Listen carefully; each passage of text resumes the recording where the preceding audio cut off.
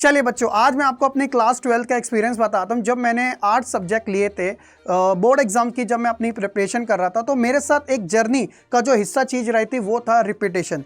मैं क्या करता था कि स्कूल के अंदर क्या होता था, जब टीचर कोई चीज़ समझाते थे तो मैं उसे रफ नोट्स में ज़रूर लिखा करता था। फिर उसके बाद उसके बच्चों एनसीईआरटी बुक के बेसिस पे उसके नोट्स बनाया करता था।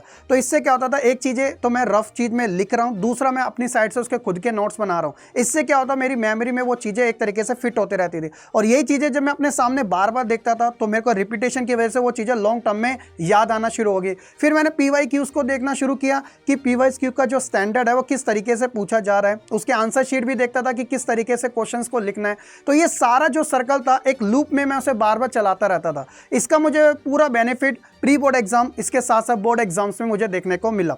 तो ये चीज़ बच्चों, अगर आप अपने डेली रूटीन के अंदर फॉलो करोगे और इतना सिंपल से मेथड को कंसिस्टेंसी के बेसिस पे फॉलो करोगे तो देखना रिजल्ट आपके भी फेवर में रहेगा। फिर कोई भी सब्जेक्ट हो जो आपको हार्ड लगता हो, बोरिंग सा लगता हो या आपका मन ना करता हो, लेकिन अगर आप इस साइकिल को एक बार लूप में चला के देखोगे तो देखो बहुत सिंपल सा है, बस सारी बात है इंप्लीमेंट करने की। तो आप कमेंट सेक्शन में बताइएगा कि क्या आप इस रूटीन को इंप्लीमेंट करना चाहते हो या फिर नहीं।